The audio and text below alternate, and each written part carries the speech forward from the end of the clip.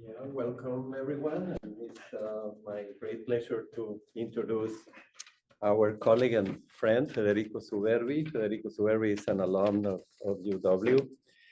He's an honorary fellow in LACIS.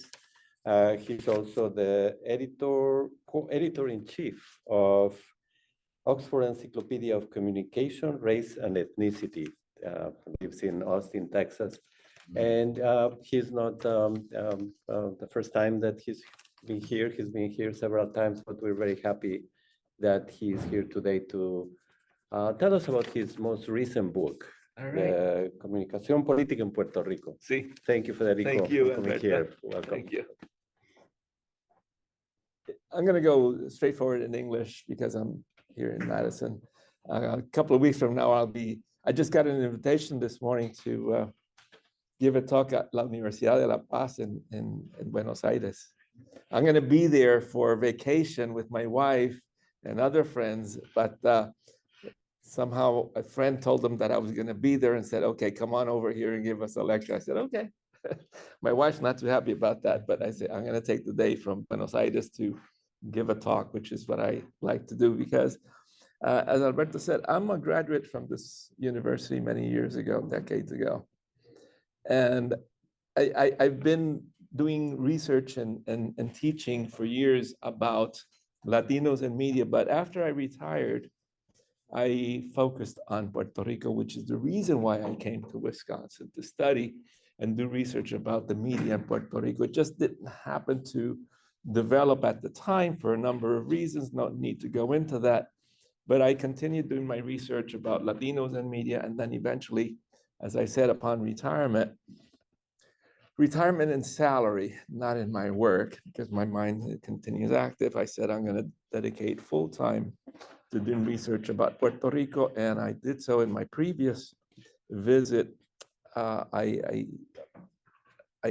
started working. I showed something else, but before I go there, thank all these people for making this possible. Because when one retires and loses a connection to a university, you lose the connections to the libraries, to computer help for free, instead of having to pay those gurus, whatever they are, whatever they do, or depending only on the Apple people to call back and get whatever it is.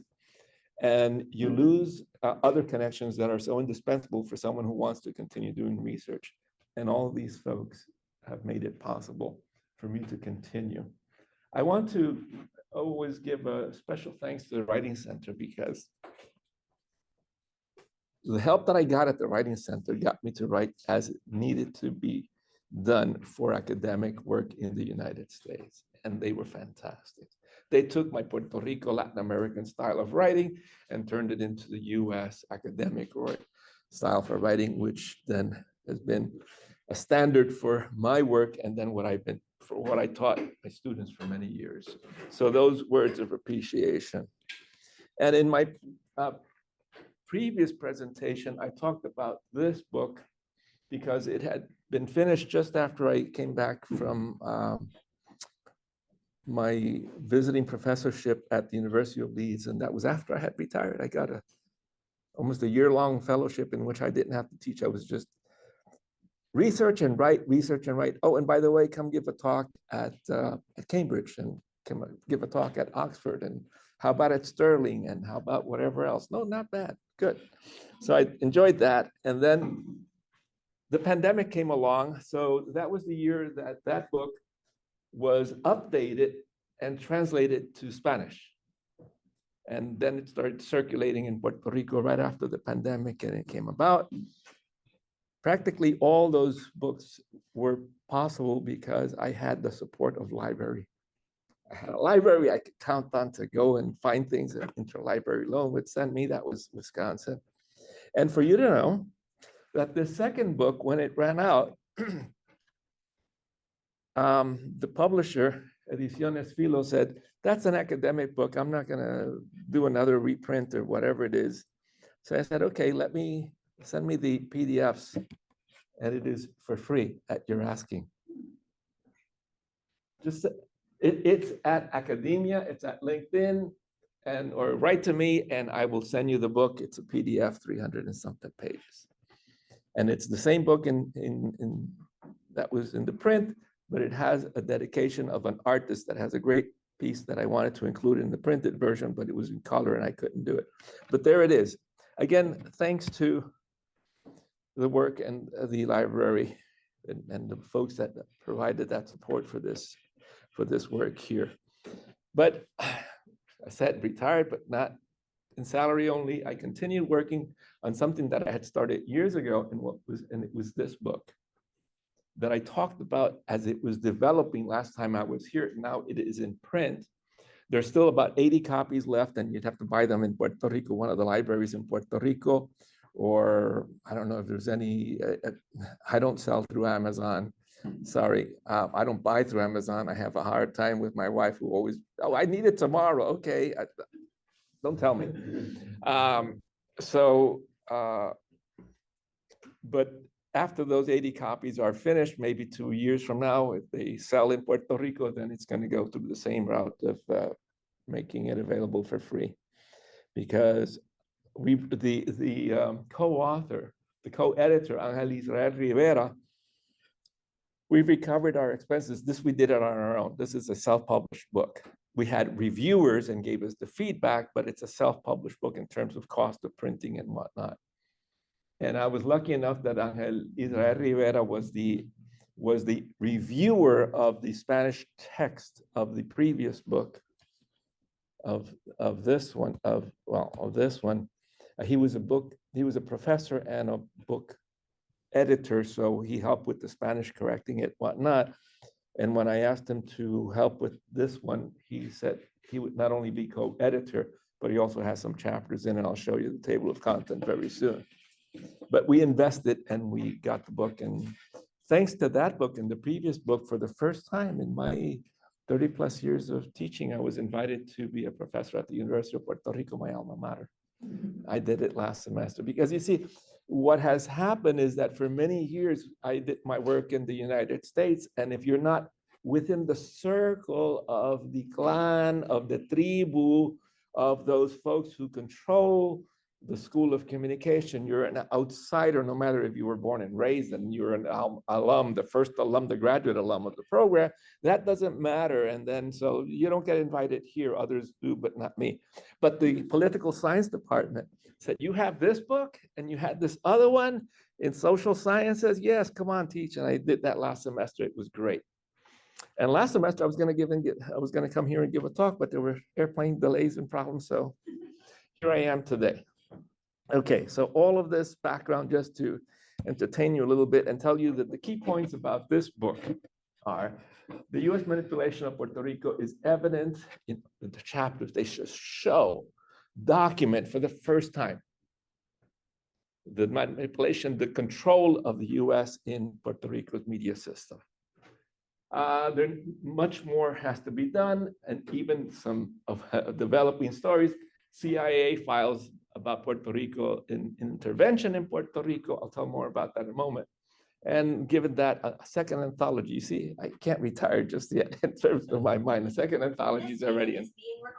Yeah, there's another anthology already. Some people have said, I'd like to contribute that. Okay, we'll work on it in the next couple of years.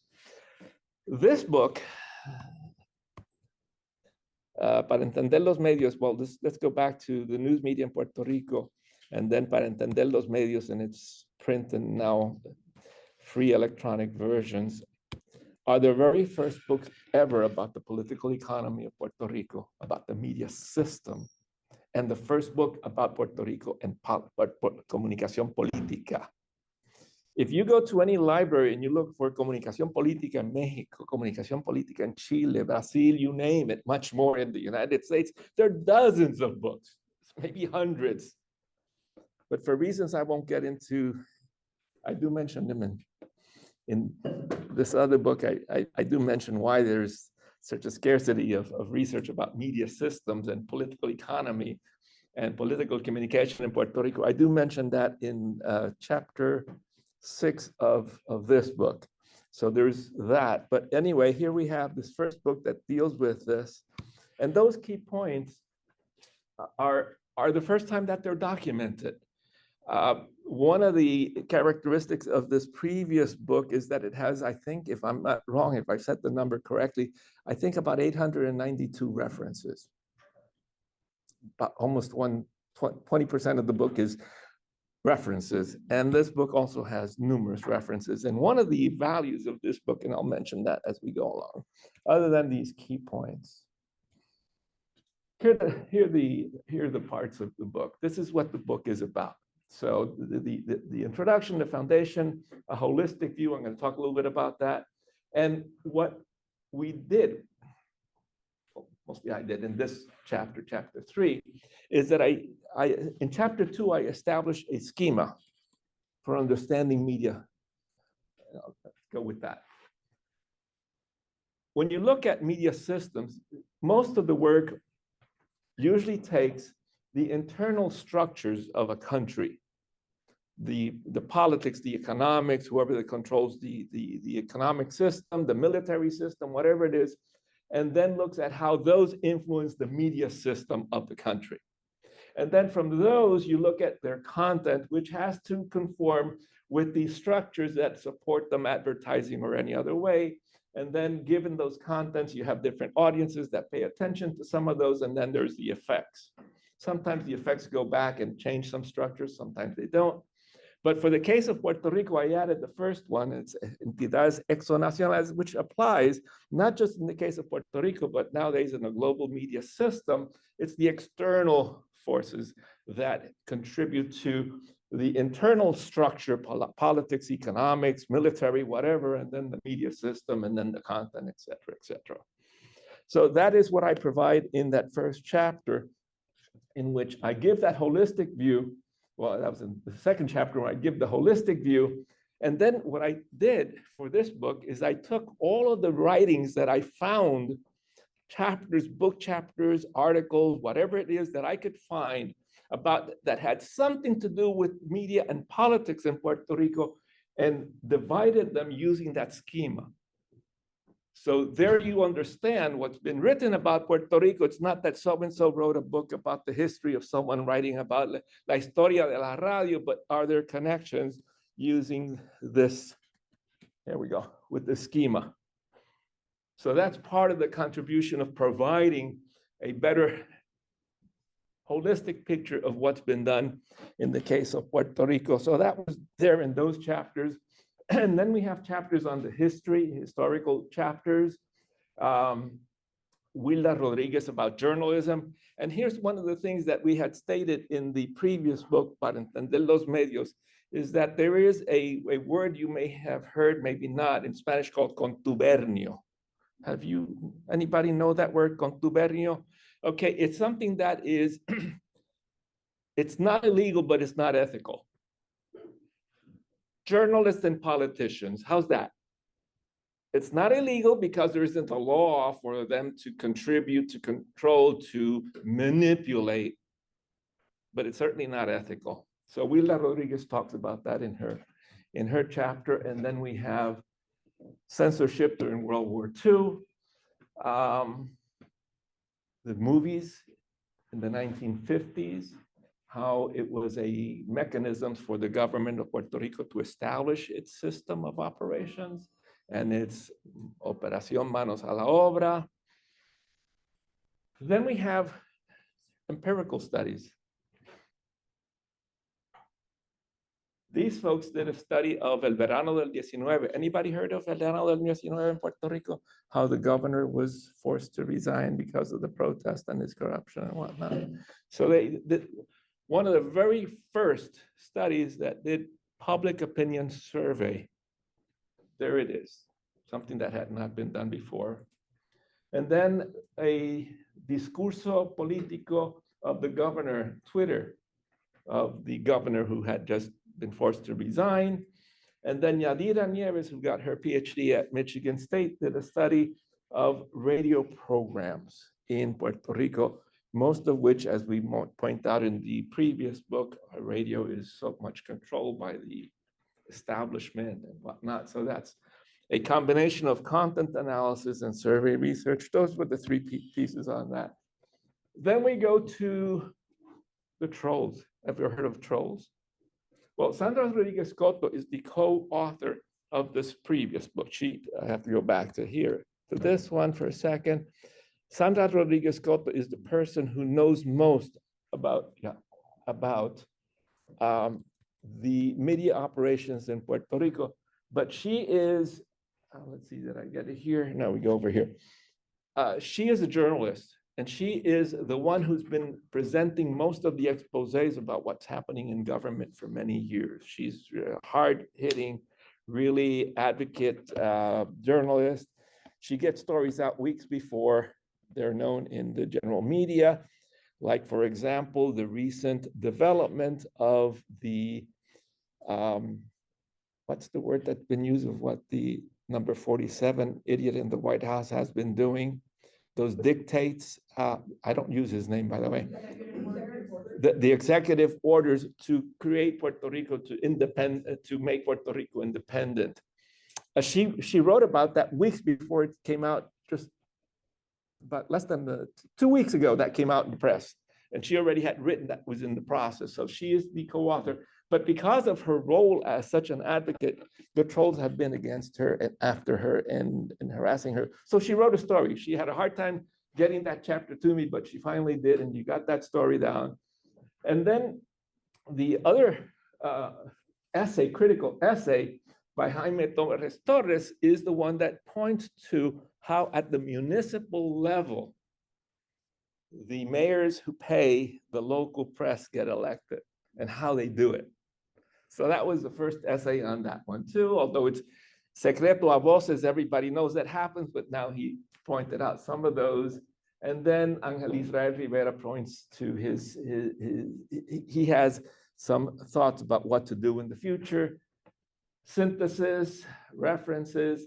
Now here at the bottom are the references, because once again, in the previous chapter, when I organize an essay about how what's been written about Puerto Rico is available, what areas are covered and what not. Now I took those references, instead of having just an alphabetical listing of the references, I organized them by these 3 areas. So anybody who wants to do research about what's going on, or what has been at least up to 2023, what had been written up to 2023 about comunicación política in Puerto Rico in books and essays and book chapters, not newspaper articles. That's beyond what I had time or anybody else could do easily. So now they are organized in books, dissertations, and other references, but by category: political economy, content analysis, rhetorica, whatever it is. So there it is for people who want to do some of that work in the future. Now, not happy with that. I mean, not conforme. Happy I was, very happy with that, but not just at ease, retire once again.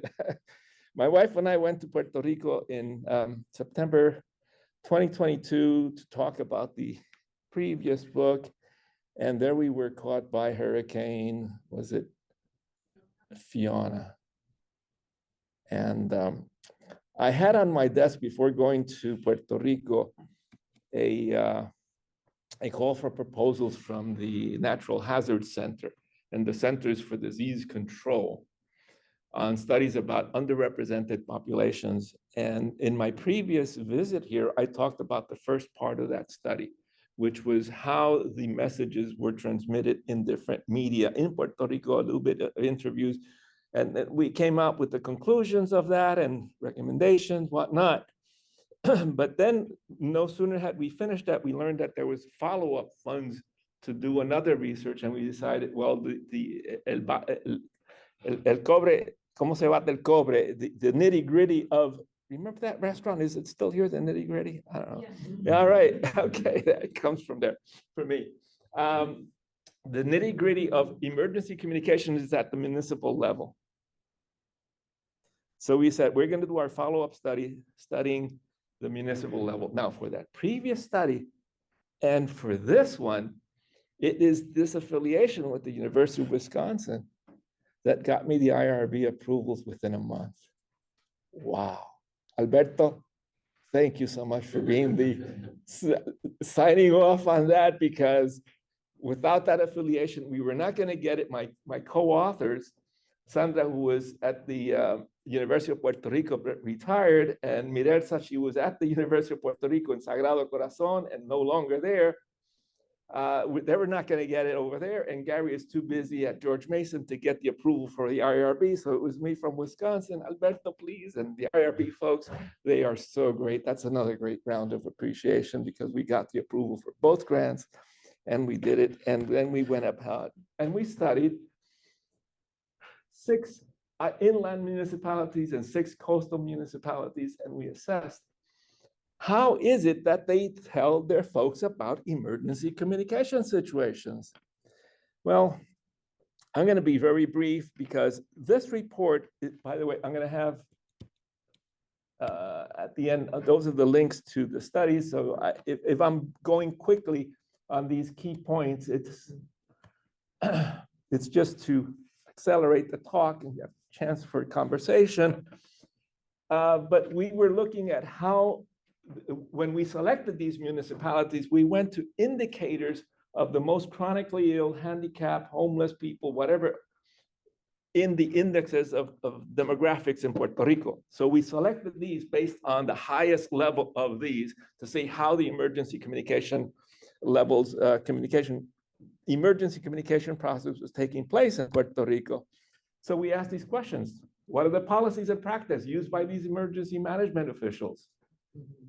And what are the most pressing needs and challenges of the municipalities for this? Wow. Little did we know how things really work, because we interviewed not only 12, there's one municipality that there was an outgoing guy and then another incoming guy, and they both participated, and the incoming guy knew less than the outgoing guy, and I'll tell you something about that in a moment. So these were their findings. They don't even follow some of the practices that they're supposed to. It's compadrazgo, amistades, whatever it is. They have limited information. Oh, let me go back to one thing. You can read that, and I'm not going to read it because you'll read it before I can talk about it. But one of the interesting things is, okay, how do we get a hold of who these emergency managers are of the municipalities? Oh, we go to their website. Wishful thinking.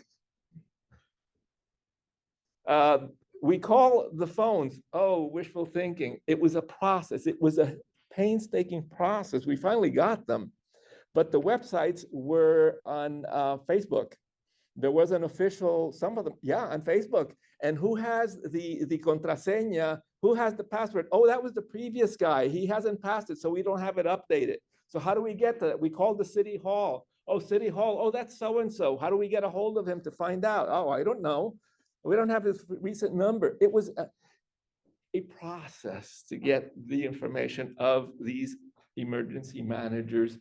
Sometimes their secretaries knew more about what we were asking than them, because one of the findings that we are not going to go into with too many details here, I'd like to narrate this a little bit better than just point it out over here, that these are our political appointees, because they're the people who helped the mayor get elected, had some experience in some military or whatever it is, or with the police, and they know something about it. And they're going to make sure that they're not going to make the mayor look bad if there's an emergency and they have to go help folks. They work their hearts out. That's not the issue.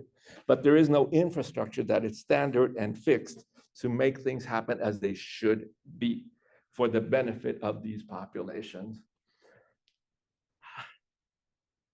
We asked each of the people we interviewed, how do you know how to get in touch with the most vulnerable populations? Oh, this other office tells us how to get them. They have a list. Do you have that list? You know what? Thanks for reminding me. I'll call them and find out, because I don't have it. That happened more than once in our interviews. So they need more personnel. It's almost carried out from the mayor's communication office, not from the manager's, the emergency manager's office. Appointed position, I already said that it's not a career position. And they're unrelated to emergency management. Some memo directors also preside the municipal bidding board so that the city needs so much construction for reconstruction or so many materials for reconstruction. So one of those is the guy to decide that. Conflict of interest, contubernio. There are challenges in health implications. Oh, I'm sorry about that.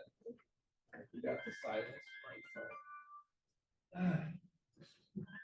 It's over here. Probably spam. Just what I thought. Now it's silence. Make sure it doesn't happen again. Silent mode. On. Okay. So, where did I leave it? There are cumulative vulnerabilities. You've already read this before. I can talk about that. There's a major challenge. The political implication, the political appointments. Lots of people are left very much more vulnerable. And the headline in today's Centro de Periodismo Investigativo. I sent you the copy of that, right, Andrea? The Centro de Periodismo, the Center for Investigative Journalism, is one of the best there are in Puerto Rico and other places. When newspapers, and mostly newspapers, used to have lots of advertising dollars before the internet sucked away a lot of their advertising dollars, they would have investigative journalists, but they lost money. They closed down so many of their operations. So they leave, if you were to look at El Nuevo Dia, which is the newspaper of record nowadays, I could say, in Puerto Rico, from what it was 20 years ago to today, almost any newspaper you see, they're all fewer pages, right? Okay. So most of the pages of El Nuevo Dia nowadays, as I read it, I subscribe to it because of academic purposes. But it's not my main source of information, just to see what's going on in Puerto Rico for many things. It's more farandula and infotainment than it is hard news. So the Centro de Periodismo Investigativo, which has some external funding, gets the journalists to do the research. And today's headline was, given the changes in the federal government FEMA funding, Puerto Rico is going to be much more vulnerable to disaster processes and recoveries and whatnot. So all of this is part of that research that we developed, again, thanks to the support that I got from here and my colleagues, because I didn't mention the names, but if you saw the names of the other colleagues who were, all of this is done possible with co-authorship. I'm someone who loves to work helping others and others in collaboration with what I do. I'm not a solo researcher. For many of my work, I always bring, for my teaching, I would bring in students, graduate students, sometimes undergraduates, to participate in the process, acknowledge them. Now that I'm not teaching, I don't have that resource for getting this type of research. I am serving as advisor for a doctoral student in the Dominican Republic. And in Chile, at the Universidad de Concepción, I teach summer intense 3-week seminars, 3-weekend seminars on information and whatnot, but they're not going to be my research assistants or anything. So now I do things at a different pace, but these are things that I'm interested in working on for the future. These are the references for this work. This is the most recent one. The other one is in that, you could find it there. These are online at the centers, at the Natural Hazard Center, which was very generous with the funding for this project. No money for us in terms of salaries, but boy, they covered my expenses going back and forth from Austin to Puerto Rico. And then while we were doing that, we got invited to contribute a chapter for this book, which we provided the Puerto Rican experience about that. all in all, this has been quite a learning process along the way post teaching and retirement, other than the teaching in Puerto Rico, which, by the way, was a fantastic experience. Challenging as it was, and here I have to add that it cost me much more money going back and forth and staying in Puerto Rico than what the university paid. I'm not going to tell you how little they paid. It was hardly anything, but it wasn't how much it cost. It was the investment in the students, and I loved it. My first seminar on political communication, which is third class that I was teaching, one student comes up to me in the first recess of the class and says, "Profesor, pensé que me iba a graduar sin tener un profesor como usted."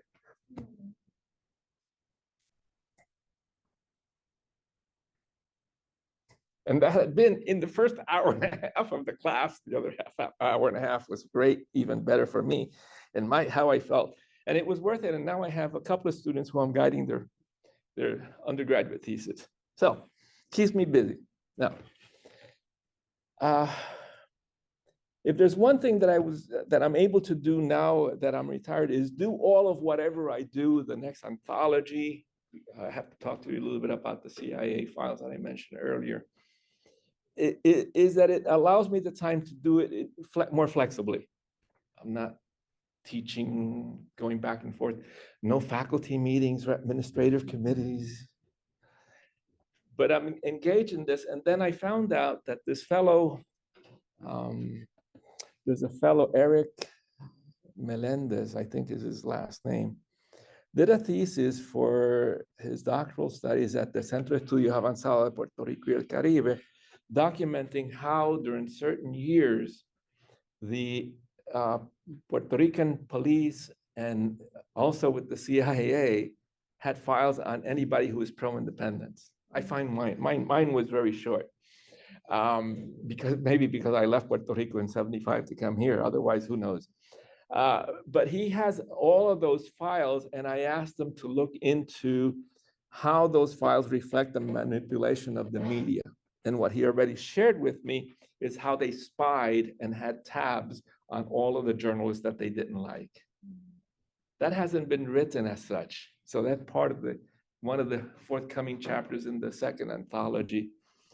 The other thing that came out, and it's still in process, if you read the news about a couple of news articles that have come about this, is that the CIA had clandestine cells operating terrorism in Puerto Rico. And operating terrorism means that they would put bombs on pro-independence advocates. They murdered 2 outright, and they put a bomb in one gathering of pro-independence, and it was Cuban exiles. Cuban exiles de los derechistas, anti-Castro, in collaboration with the CIA, working in Puerto Rico, US territory against US citizens. That hasn't been written either. So there are a whole bunch of other things that might be worth putting together for future research about what's going on in political communication in Puerto Rico, which I repeat was the reason I came to the University of Wisconsin when I was much younger than I am today.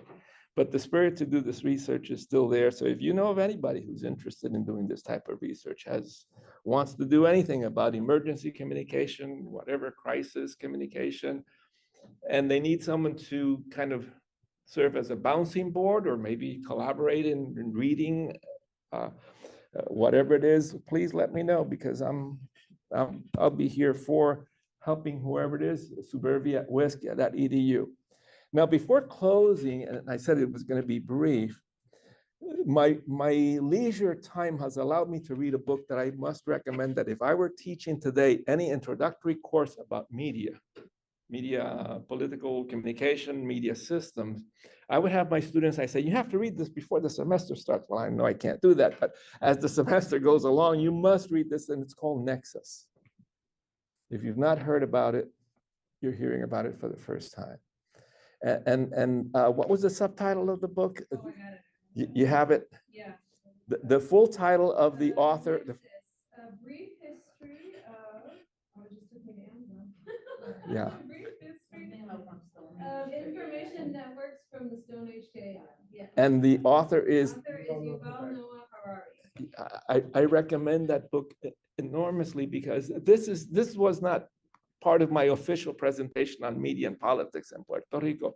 But this is a book that has helped me understand how the world, the history of mankind has evolved based on, and this is just a really succinct part of it. I mean, it's in a few words, summary of whoever controls and develops the network, whoever develops and controls the network to get messages across, and then whatever that message may be, or messages may be they true or false, it doesn't matter. It's the combination of getting the process for disseminating, and then whatever that message is, how it goes across.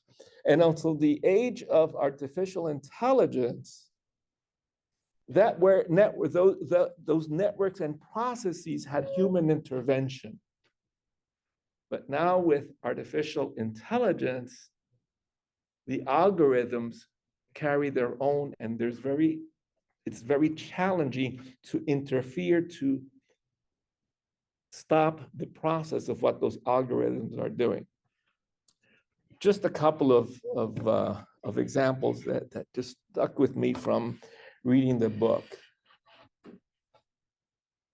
Why the witch hunts of the 1500s killed 600,000, 700,000 people? Well, the issue of witches causing bad weather, a disease, and a little kid, a cow to die, was just word of mouth, and whoever it was there would hear, and it's true, oh, so-and-so is una fulana que es, but it was just very localized and hearsay, and there's no proof, whatever challenges there were, until this guy wrote a book about it.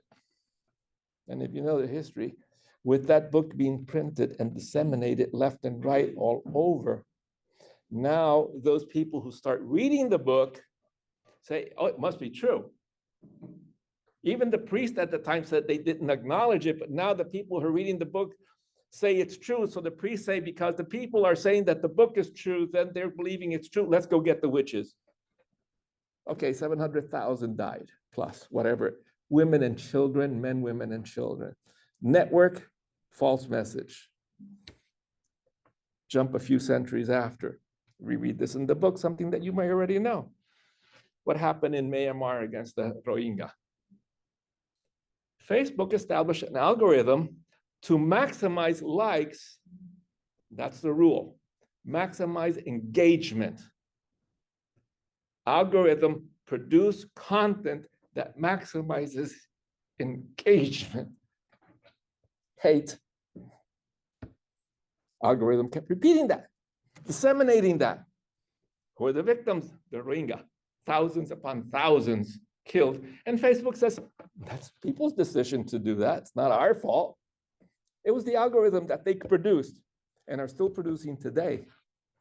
Because based on those algorithms, now the Russians have all of these bots that are creating false messages that are being picked up by the algorithms of legitimate media systems and then disseminating them.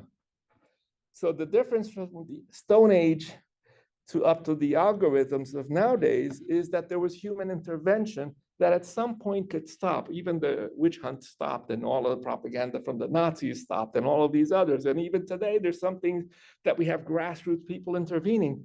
But when the algorithms intervene, and now you go to your phone and you look at things on Facebook, or you get your news feeds, and what you're getting is what? What the algorithm said you should get. True or false, that doesn't matter. The network, again, the story of this book, succinctly stated, is how those networks are established and packed with messages, be they true or false. Media literacy, news literacy this is the most important time to develop that so that we understand that. Keeping it simple for me in my life, when I can now, not teaching, I'm not going back to teach in Puerto Rico for what I was paid and how it was. By the way, I was able to survive and not end up losing much more because there's an evangelical seminar right across the street from the university. You know, Seminario Evangélico right there. It's like going from, okay, from the tower to Van Nuys.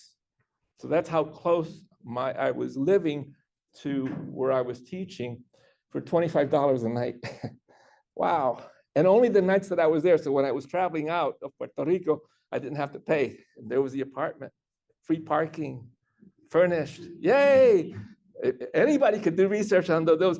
So it didn't cost me that much, but it was the value of teaching these students for the first time in my own home country. So I will teach anytime. I will collaborate anytime with anybody who would like to. And start by reading Nexus if you want to have that on this. It's a thick book. Take your time, but you will understand that history from the Stone Age, at least his interpretations of the Stone Age, but certainly well documented about what's happening with the networks and the messages that are being disseminated nowadays. I'll go back and do some more research on Puerto Rico. If I can, I'll do more of these. What are the topics that I mentioned previously? Whatever it was, the research that has to be done.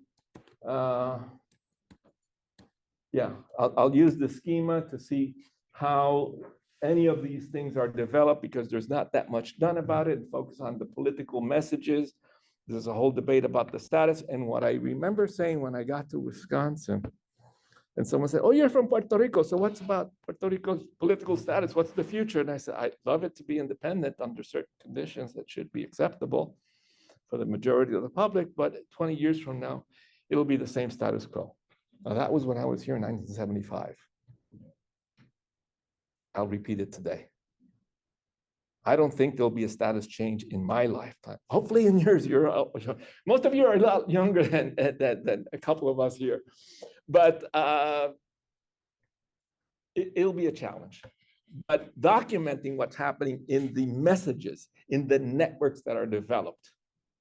And the messages is one way of understanding, as the title of that other book says, Para entender los medios de comunicación, and I add, entendiendo los medios de comunicación y los procesos de comunicación, se entiende a Puerto Rico.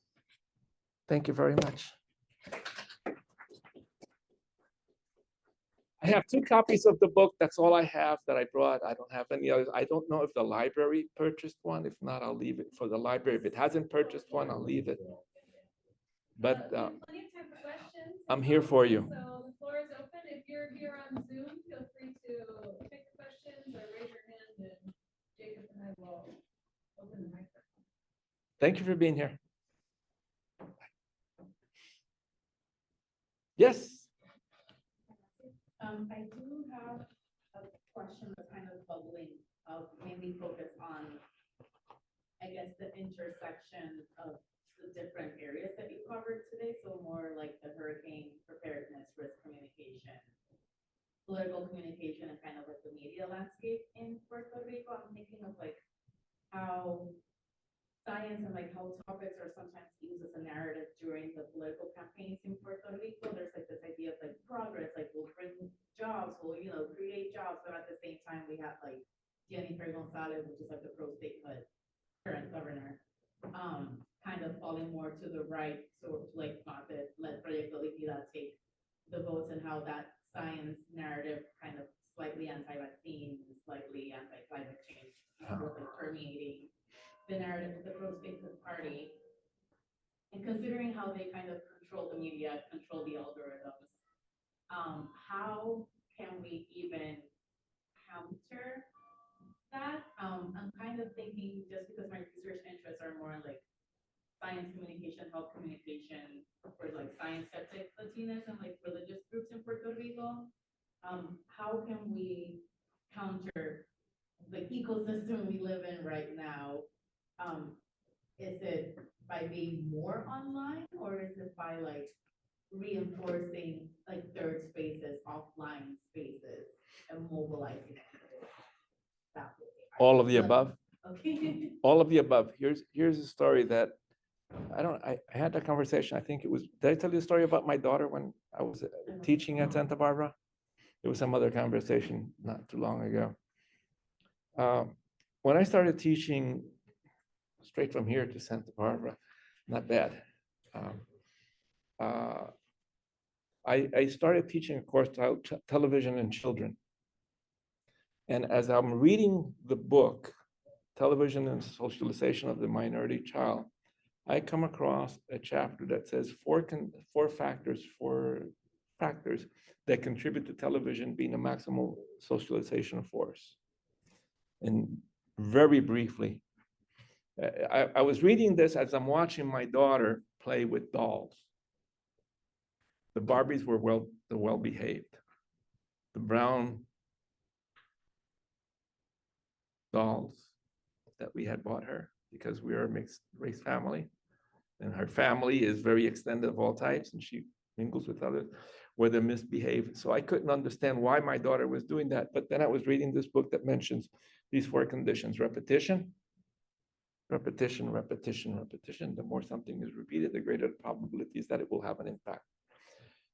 Number two, that it's presented in a dramatic form. The more dramatic, touching emotions, the greater the probabilities that it will. So repetition and dramatic has greater probabilities than non-repetition and non-dramatic. That it has a sense of relevance, that it connects to you. So when you're hungry, you pay more attention to the advertisements for food. When you need to buy some product, a shirt, a blouse, whatever it is, you're going to pay more attention because it's connected to something that you need. And if you've just eaten a lot, you're stuffed, you're not going to pay attention to those pizza advertisements, for example, no matter how many times they're repeated dramatically. But the fourth point is a frame of reference for understanding, whatever those messages are. So understanding that myself, I started intervening with my daughter's frame of reference for what she was getting on television. And I started with the Smurfs. Why the Smurfs? Papa Smurf, help me, Papa Smurf. Why does she need help? Couldn't she resolve that on her own? That's my conversation with my daughter. There's only a brown kid in the whole program. I wonder why. Lots of interventions to give a frame of reference for understanding. That was a form of media literacy, entertainment literacy for my daughter, but it provided a frame of reference so that when the Lion King came out and she talked about it in school, and then we have a teacher-parent conversation, and the teacher said, boy, your daughter really came out against the racism in Disney. I said, what? Yeah, because the bad king had a black name and he had a foreign accent, and the hyenas were speaking with a Chicano, whatever it was. Mission accomplished, daughter, yay, she got frame of reference is what I'm getting at for what has to be provided to the public, whichever way you can get it across repeatedly. And when I was teaching all of these things, and students would tell me, Professor, how can you still watch TV, and what can you do with all of these stereotypes and whatever it is that's going on in the media? I said, I'm not going to produce any film, documentary, anything like that. My circle of influence is you. And your circle of influence is whoever you are around. So we're not going to be the big, massive Twittering and all of those things, but we have our circle of influence with the goal of providing that frame of reference. Whatever message you provide about these issues has to provide a frame of reference for understanding how messages are produced, who controls them, why they're done. And one of the things that I learned right across the street when Eric Olin Wright was a professor, remember him? First sociologist who was a Marxist empiricist. What does that mean? He used regression statistics to document how class categories based on Marxist theoretical frameworks were better predictors with R squared and chi-squares and whatnot than the socioeconomic indicators. I was in that classroom with him. He passed away, sorry. But I learned with his reading the book, Power, A Radical View. And in that book, it provides the essence, again, 3 key questions. Who decides? How decisions are made, and who benefits and who doesn't. So if you provide the people the framework for understanding who made the decision about whatever it is that's coming across, what you're getting, what's happening here, who made that decision, name, nombre y apellido, a little bit more background on who it is or who, how many, how the decision was made, autocratically, decision, top down, committee work, better. And then the last part of the frame of reference is who benefited and who did not. When people understand that, they have a better grasp of how to deal with the messages that they're getting about science. Going back to the progress and jobs in Puerto Rico, now there's a whole hullabaloo about a development in Cabo Rojo. I'm pointing that way because if this is Puerto Rico, that's the north. I don't have a map. That's San Juan, and there's Cabo Rojo right about that here. It's a coastal community that they want to build a multi-million-dollar hotel place because it's going to bring jobs, 4,000 jobs. Eliezer Molina, the independent senator, got elected recently as an independent senator, had about a 40-minute presentation about what that really means. And the essence of what it was is he broke down who's really deciding and who's really benefiting from these things. And then he says, by the way, let's go to Palmas del Mar, East Coast development. And what's happened there? What about this other development in Loíza? What happened there? What about this other one somewhere else? All of the promises and the failures of progress. But great benefit for the investors, but nobody else long term. So he's trying to get the message across of the frame of reference for whatever is going to be developed over there. I think he's been succeeding. If there's one message, again, now summarizing the answer to your question, is multiple ways to repeat the messages that make meaning, that have a meaning. They're dramatic in the best way possible, that provide a frame of reference for understanding whatever's going on. Yes, please. Yeah, so thank you for this presentation. I track back to the risk.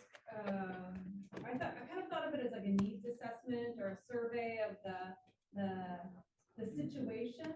Are there lessons that we might take from what you've heard for the contemporary moments? I was thinking about, the drawing back of the weather service in the U.S. and the drawing back of these state services to oversee many things that oftentimes help with disasters and risks. Yes. So I'm wondering if there are lessons in our local communities that we might take from your research there, and if so, what are they? Absolutely, great question, which connects to what Andrea was saying. Community networks, because in the same way that we interviewed the emergency managers for these communities, we had conversations with other folks. And some of these emergency managers, although appointed by a particular mayor, were very outright to say, the government, the central government didn't do anything for us. It was the communities who organized, because they established a network to connect with each other. And while, especially the inland municipalities, again, we selected 12 that had the highest indices of poverty, unemployment, you name it. All of those risks, we looked at them statistics. We selected them that way. The internal ones are the most difficult to get to because of roads, landslides, whatever. The communities that organized among themselves, they did well. The ones that were polarized or separated or just anyone on their own, if anything that can be done is to get the communities to work together for the success of whatever policy, plan, implementation you may wish to consider for improving either healthcare or education, because education, Puerto Rico depends on billions of dollars, billions, maybe probably millions of dollars of education that they're not going to have anymore. And if we depend on what we learned today from el Centro de Periodismo Investigativo, there's not going to have too many FEMA funds for their recovery if there's something else that they haven't even used the ones that they had properly, so much less for the recovery. So it's going to have to be community organizations. And the community organizations are working quite well when they do. Casa Pueblo in Utuado, as the whole Puerto Rico power grid collapsed with Hurricane Maria, Utuado knew that that could happen, so they established a solar energy and other alternatives, and they had power throughout. That community is an example of what can be done if the communities organize. Challenging as it is, because there's no local radio, very local radio or newspaper. But nowadays, a lot of people say, I found out through whatever they're texting and WhatsApp. That find how that works in a particular community, and you've got a key for the success of whatever implementation you want. Of course, the government will use to their advantage, the political parties, but the alternative messages can get through too.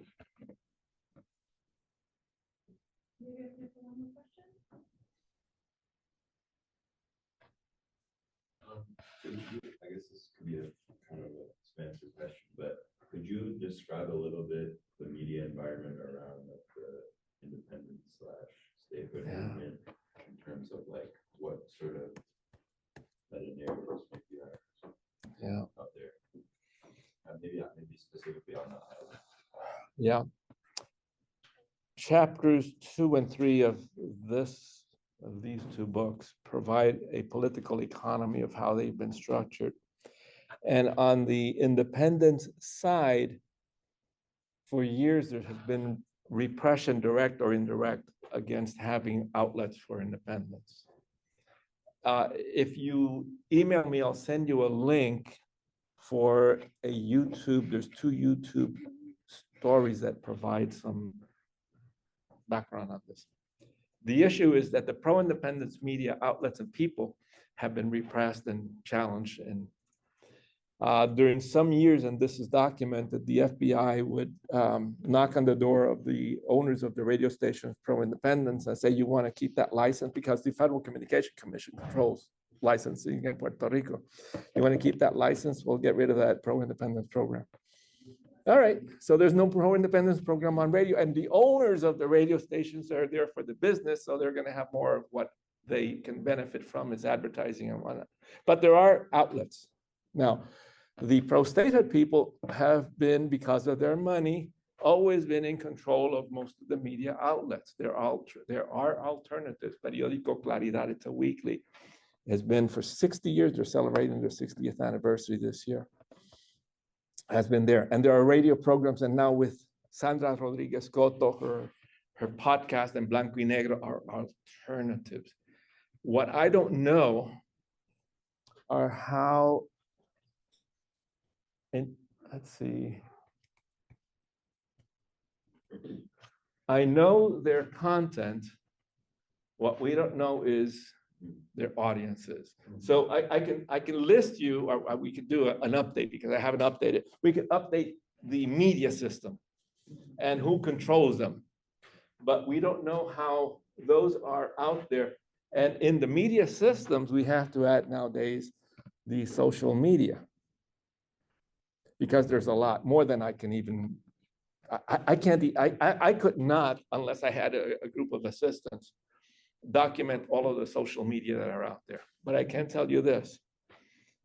When I presented this book for the first time, it had just come out the day before at a university, Universidad Interamericana in Bayamón. One of the chapter authors invited me to talk to her students. And she did a little QR survey.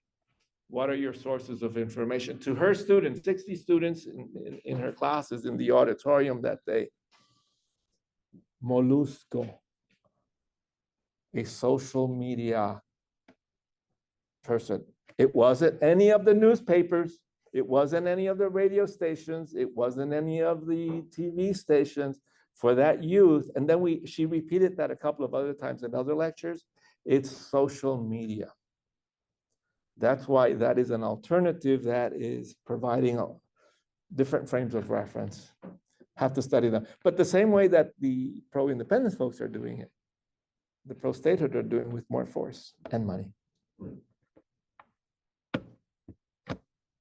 They even put billboards nowadays. When Sandra Rodriguez Cotto has had some negative news about the governor or something that she said or someone else has done, they have like Bad Bunny did billboards for the campaign, the 2024 election campaign, big billboards against the government. Now the government operatives have a billboard when Sandra Rodriguez Cotto has a news story that's true, they'll put fake news. Which one gets more? Sandra Rodriguez podcast or that billboard? I don't know. Hasn't been studied. Time for studying that too. Thank you. Thank you.